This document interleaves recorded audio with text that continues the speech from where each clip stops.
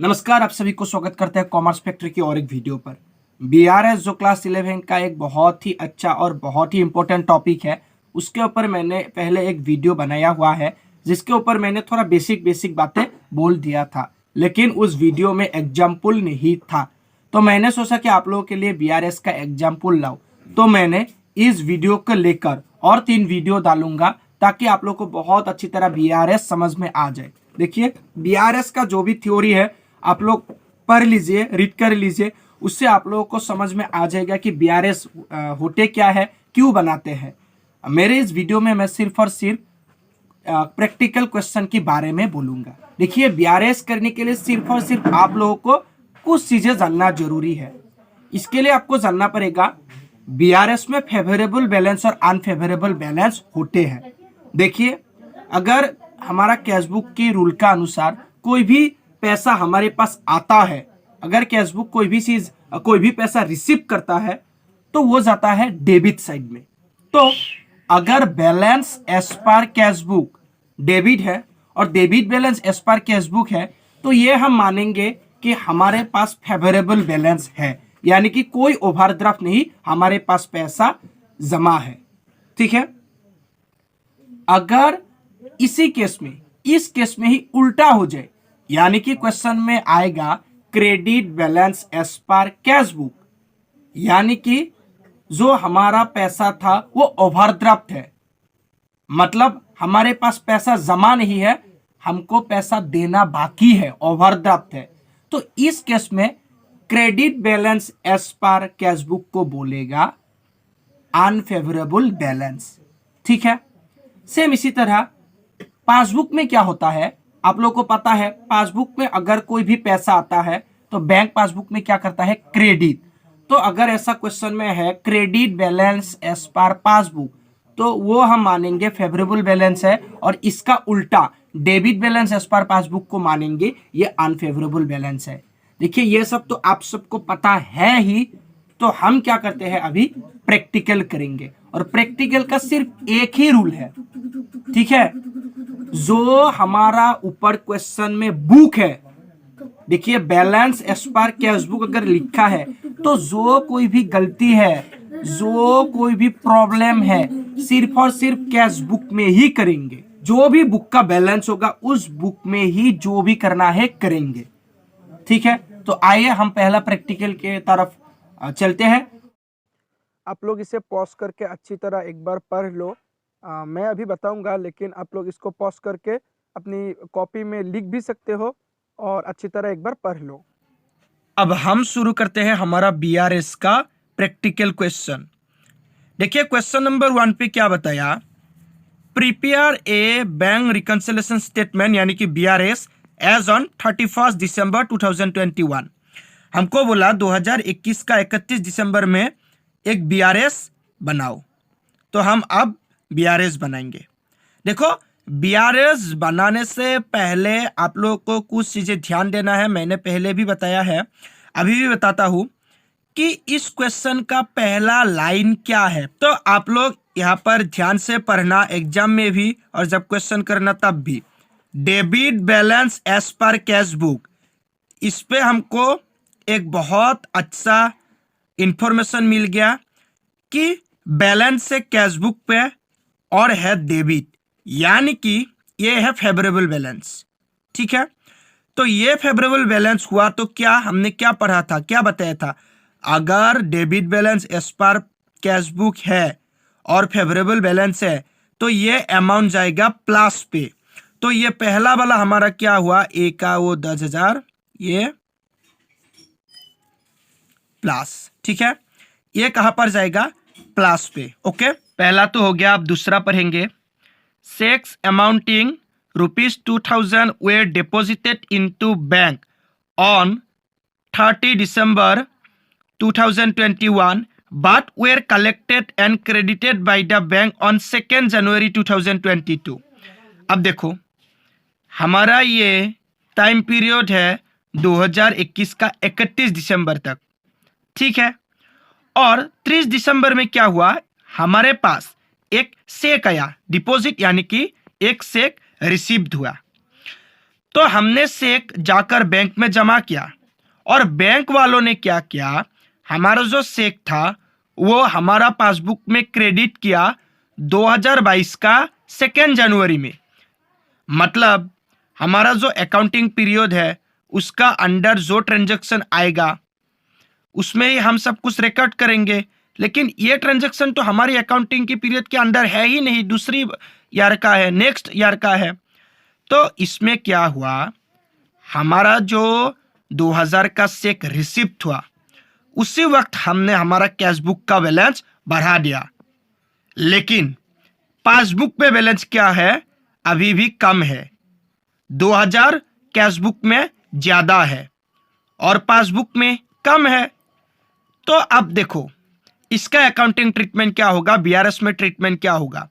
मैंने बताया ना, पहला लाइन में क्या है वो पढ़ो, डेबिट क्रेडिट से कोई फर्क नहीं पड़ता। बैलेंस एज पर कैशबुक, जो भी करना है कैशबुक में ही करना है, ठीक है। चेक्स अमाउंटिंग 2000 में डिपॉजिटेड बट नॉट कलेक्टेड। इस केस में क्या हुआ, 2000 रुपए कैशबुक में ज्यादा है पासबुक से, बैलेंस भी कैशबुक में दिया हुआ है, तो इसका ट्रीटमेंट होगा, हमको ये पैसा माइनस करना पड़ेगा। तो ये क्या होगा, माइनस, ठीक है।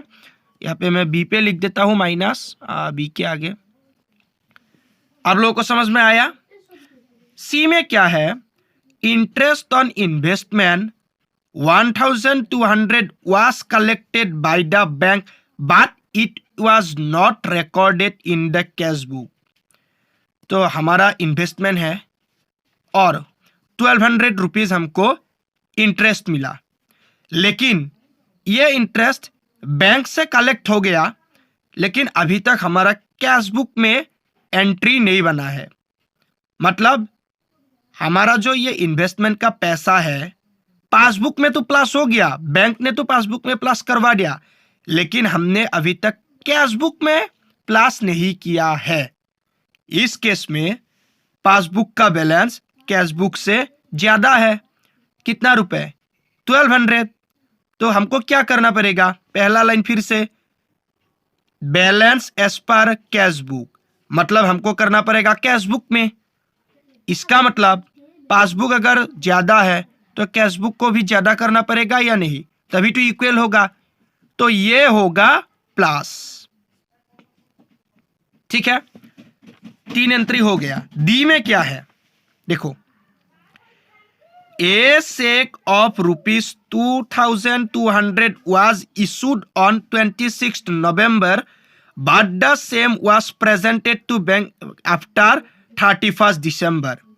ये इसका जैसा ही है, सेम है, लेकिन इस पर डिपॉजिट, इसमें इशूड।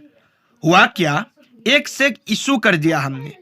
जब हम कोई भी चेक इशू करते हैं उसी वक्त हमारा कैशबुक से बैलेंस माइनस करते हैं, और जब हम कोई भी चेक रिसीव करते हैं या तो डिपॉजिट करते हैं उसी वक्त हम हमारा कैशबुक में बैलेंस बढ़ा देते हैं, प्लस करवा देते हैं। हुआ क्या, 26 नवंबर में, यानी कि करंट ईयर का 26 नवंबर में 2010 रुपए का एक चेक इशू हुआ। तो उसी वक्त हमने क्या किया, कैशबुक से बैलेंस घटा दिया, माइनस करा दिया। लेकिन वो चेक हमने जिसको दिया था उसने 31 दिसंबर के बाद ही बैंक में दिखाया। तो इस केस में क्या हुआ, 31 दिसंबर के अंदर यानी कि 31 दिसंबर में हमारा जो पासबुक था वो कहीं ना कहीं 2200 रुपए ज्यादा हो रहा था, क्योंकि चेक इशू ही हुआ है, प्रेजेंट नहीं। तो इस केस में 2200 रुपए कम है, किससे, पासबुक से। तो हमको क्या करना पड़ेगा, प्लस करना पड़ेगा, क्योंकि balance as per cash book है कि नहीं। तो इसको हम करेंगे प्लस, ठीक है। अब देखो ई में क्या बताया, insurance premium was paid and debited by the bank ₹700 but it was not recorded in the cash book. भाई जो हमारा इंश्योरेंस प्रीमियम है वो पेड करना है 700 रुपये, और हुआ क्या, ये हमारा पासबुक से डेबिट हो गया, तो आप लोगों को पता है पासबुक में अगर बैलेंस आता है प्लस होता है तो क्रेडिट होता है, और अगर जाता है माइनस होता है तो डेबिट। तो हमारा जो इंश्योरेंस प्रीमियम का पैसा था बैंक ने तो काट लिया, बैंक से तो काट हो गया, बैंक ने हमारा पैसा घटा दिया, लेकिन ये हमने कैश बुक में रिकॉर्ड ही नहीं किया। अरे भाई, बैलेंस अगर गया है घटा है तो रिकॉर्ड करो ना, नहीं किया। तो इस केस में क्या हुआ, जो पासबुक का बैलेंस है कैश बुक से 700 कम है। अरे क्यों ना होगा, पासबुक से तो कटा है पैसा, घटा है, कैश बुक से नहीं। तो करना क्या पड़ेगा, माइनस, कैश बुक से माइनस करना पड़ेगा, क्योंकि लिखा है balance as per cash book minus. ठीक है। F, a sum of ₹200 recorded twice in the cash book which was received from mister Das. यहाँ पे मेरा मिस्टर रुक गया है, ठीक है। एक मिस्टर दास नाम का व्यक्ति है जिसने हमको 200 रुपए दे दिया, और हमारा जो अकाउंटेंट था उसने क्या कर दिया, वो 200 रुपए को दोबारा हमारा कैश बुक में एंट्री कर दिया कि हमने 200 नहीं 200 करके 2 बार रिसीव किया। लेकिन असल में हुआ क्या, सिर्फ 200 रुपए रिसीव हुआ, लेकिन कैश बुक में क्या हुआ, ट्वाइस यानी कि 2 बार। कैश बुक दिखा रहा है हमको कि हमारा कैश बुक में 400 रुपए आया है। देखो भाई, कैश बुक में तो 200 रुपए ही आया है और पासबुक में भी 200 रुपए है, लेकिन हमारे अकाउंटेंट की गलती से हो गया 400, मतलब कैश बुक पासबुक से 200 रुपए ज्यादा है। तो करना किस पे करेगा, पासबुक या कैश बुक? कैश बुक पे। हर बार बोल रहा हूं कि पहली लाइन में लिखा है बैलेंस इस बार कैश बुक, 200 रुपए ज्यादा है तो कम कर दो। एफ में क्या होगा, माइनस लगेगा, माइनस। ठीक है।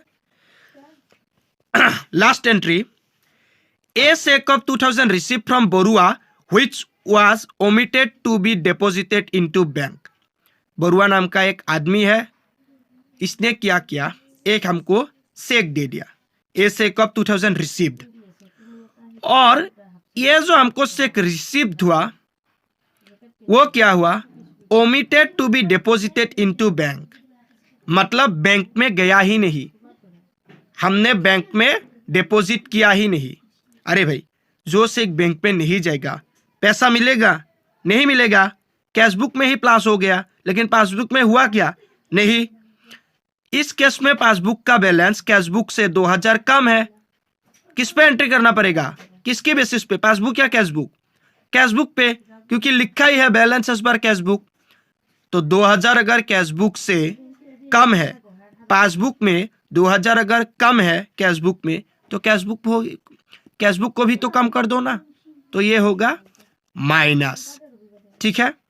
तो इस केस में हमारा प्लस क्या क्या हुआ, ए का एंट्री प्लस, सी का एंट्री प्लस और डी का एंट्री प्लस। बाकी ये बी, ये ई, ये एफ, ये जी, ये माइनस है। अभी आप लोग क्या करो, एक बार क्वेश्चन को रीड कर लो और उसके बाद जो आप लोगों को आंसर मिलेगा उसको भी अच्छी तरह देख लो। अभी मैं आप लोगों को आंसर दिखाता हूं। अब ये है आंसर, आप लोग बहुत अच्छी तरह पढ़ लो, लिख लो, और आप लोग क्वेश्चन भी लिखा है तो ये भी नोट कर लो। अब हुआ क्या, इस केस में जो हमारा प्लस का आइटम था उन सभी को हमने प्लस करके टोटल निकाला, और टोटल है 13,400, और जो हमारा माइनस में था उन सभी को हमने प्लस किया और उन सबको प्लस करके टोटल मिला 4,900। तो हुआ क्या, प्लस का आइटम यानी कि प्लस का टोटल माइनस से ज़्यादा है, तो बैलेंस कहाँ पे आएगा, माइनस में। ये आप लोग याद रखना, अगर माइनस की प्लस से यानी कि माइनस की टोटल से प्लस का टोटल ज़्यादा है तो बैलेंस होगा फेवरेबल। ठीक है, ये आप लोग याद रखना। अभी आप लोग आंसर बहुत अच्छी तरह समझ लो। मैं ये फोटो आप लोगों को ये इसलिए दिखा दिया कि आप लोगों को ये अच्छी तरह समझ में आ जाए। ठीक है, देखो भाई, यही है आंसर, आप लोग देख लो अच्छी तरह। अब यहाँ पे हमारा ये 3 प्लस था, तो हमने क्या किया, ये 3 को प्लस करवा दिया। ऐसा आपको लिखना पड़ेगा, ये सब तो आपको पता ही है। और जो माइनस था वो हमने लेस लिख के प्लस किया, एड लिख के, और जो माइनस था वो लेस लिख के यहाँ पे माइनस करवा दिया। अब हुआ क्या, इन तीनों को प्लस किया तो बैलेंस आया 13,400। और ये प्लस का जो अमाउंट है वो माइनस की अमाउंट से ज्यादा हो रहा है, तो हमको क्या करना पड़ता है, जो ज्यादा है उससे जो कम है उसको माइनस करना पड़ता है। तो 13,400 से हमने ये सार को माइनस करके बैलेंस निकाला, और बैलेंस है 8,500। देखो प्लस ज्यादा हो रहा है माइनस में, तो ये बैलेंस फेवरेबल है, और ये फेवरेबल बैलेंस कहां पर जाएगा, पासबुक पर। और पासबुक में फेवरेबल बैलेंस का मतलब क्या है, क्रेडिट बैलेंस। तो आखिरी में क्या होगा, balance as per passbook credit 8,500। ठीक है, 8,500। अगर आप लोगों को यह समझ में आया तो प्लीज लाइक कर दीजिए, और कोई भी प्रॉब्लम है तो प्लीज और प्लीज कमेंट कर दीजिए, मैं जरूर आप लोगों को हेल्प करूंगा। ये था पार्ट 1, और 3 एग्जाम्पल आप लोगों के पास आने वाला है। आप लोग प्लीज ये चैनल में वीडियो देखते रहिए। आज के लिए इतना ही, थैंक यू।